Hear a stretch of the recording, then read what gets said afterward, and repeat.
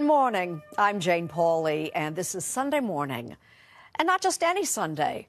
No, not because of the Super Bowl. Today is Scout Sunday, a run-up to this week's 108th anniversary of the founding of the Boy Scouts of America. Through all those years, the Scouts have never failed to live up to the motto, be prepared. So are they prepared for the challenge of a changing America? A question Tony DeCopel will answer in our cover story. The Boy Scouts marched into 2018, perhaps best known for merit badges, outdoor adventure, and an image sometimes stuck in the 1950s. The first Scout handbook said, you are an American boy, and soon you will be an American man. My favorite edition, 1950s. Who's ready for Nature High? Yeah! Ahead on Sunday morning, a big change for the Boy Scouts. Be prepared is the Boy Scout motto.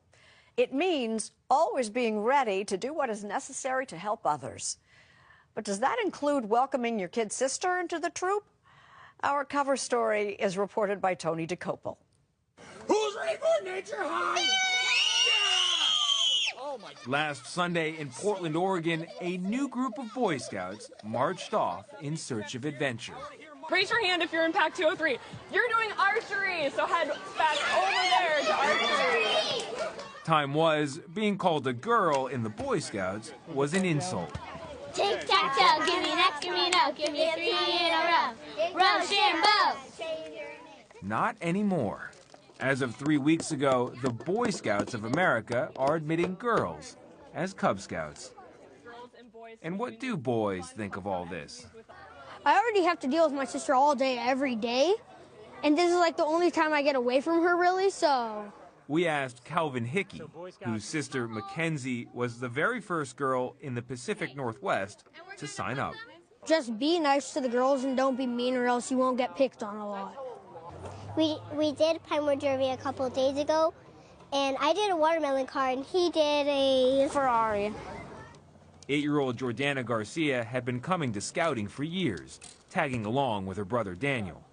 Sometimes he would do, like, carving and other stuff, but I just had to sit in the car, just do my notebook, and just start doing whatever I did. And I could hear inside her mind that she was really jealous about that. You're rid of my mind, bro. To be sure, it's still a work in progress, but something had to be done. Since the early 1970s, the Boy Scouts have lost 2/3 of their annual membership, some 4 million boys. And that's a tradition they want to change, while still preserving almost everything else. Yeah, looking good, man. Keep going. Switch out when you get tired. With the light fading in the mountains of Utah, Boy Scout Troop 1262 out of Salt Lake City Tip it up. There, yeah, good. Hustles to pack and stack an old-fashioned defense against the elements. If you're really cold, let's go build a campfire with me. Building campfires and igloos is the kind of outdoor adventure that's defined the Boy Scouts of America for more than 100 years. Oh, nice. A scout is what? Trustworthy, loyal, helpful, friendly, courteous, kind. The Boy Scouts began as a movement in England in the early 20th century. It took off in America almost immediately as a way to keep young men, as the Scout Oath puts it, physically strong, mentally awake, and morally straight. Tens of millions of American boys have taken that oath, but only the most determined attain scouting's highest rank. Eagle Scouts are an elite group of American men, including billionaires like Michael Bloomberg and presidents like Gerald Ford. I'd like to say hello to all my fellow scouts and scouters at Farragut State Park in Idaho. Eagle Scout Neil Armstrong even sent a message to the annual Scout Jamboree, And Apollo 11 like to send them best wishes. Just before the Eagle landed on the moon. Tranquility Base here. The Eagle has landed. We don't know if that lunar module was named the Eagle because of the preponderance of Eagle Scouts, but we like to think we had just a little bit of involvement in that. Michael Serba is the chief scout executive for the Boy Scouts of America. Kids want what we have. The traditional aspects of outdoors, camping, adventure, hiking, this is what we do. The fact that fewer kids were doing it, he says, has to do with mom and dad. You think about how families then in the 70s, 80s, and 90s started to change. A lot more pressures on the family. More activities for children. You know, moms now are in the workforce, but because we didn't adapt our program design, we just had a slow, steady erosion. An erosion he doesn't believe is tied to policies that many saw as exclusionary.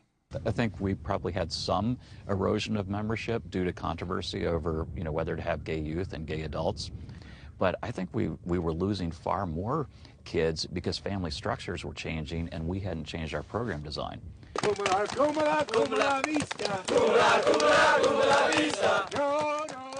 Which brings us back to Troop 1262, one of the fastest growing troops in America. The Scouts are almost all Burmese refugees, their families resettled here from Thailand.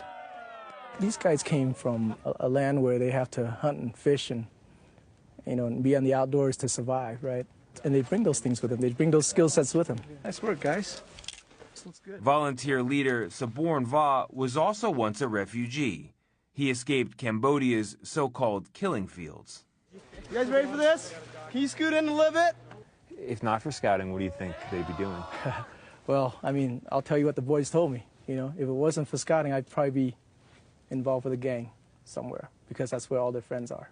At the peak of scouting in the 1970s, what was the image of the Boy Scout? That's easy. 90% would have said green shorts, long socks, help a little old lady across the street. Would they also say white? They would probably see it as suburban, white. But now? If you asked what does a Boy Scout look like, I think they would say it looks like a kid. That image includes all races and all genders. But one group that's definitely not happy with the Boy Scouts' decision to admit girls is the Girl Scouts of the USA. We were really taken aback because we were just told of this decision, and then they quickly announced it. You know, frankly, two separate organizations, but we've been working together in the communities for over 100 years. Sylvia Acevedo is the chief executive officer of the Girl Scouts. She's also a rocket scientist, really, and she says she owes it all to the organization she now leads. Scouting, Boy Scouting, high adventure camping, we offer that too. And we have these amazing programs that are so relevant to the 21st century, and we have the best leadership program that has been designed and developed for girls, and we know what it takes to get girls to succeed. Follow me. Still, some girls are excited to follow their brothers into scouting. They can join all-girl Cub Scout dens right now, and older girls will be eligible to become Eagle Scouts in 2019. So now we're going to go ahead and award our Eagle candidates. We have 5 of them. Back in Utah, it's clear that's still a pursuit with the power to change young lives for the better. Always remember who you are. Be proud of where you have come from and all you have done to bring you to where you are now. At this ceremony in Salt Lake City, 5 new Eagle Scouts, veterans of igloos, and so much more, beamed as they received their medals, an honor their sisters may soon pursue as well.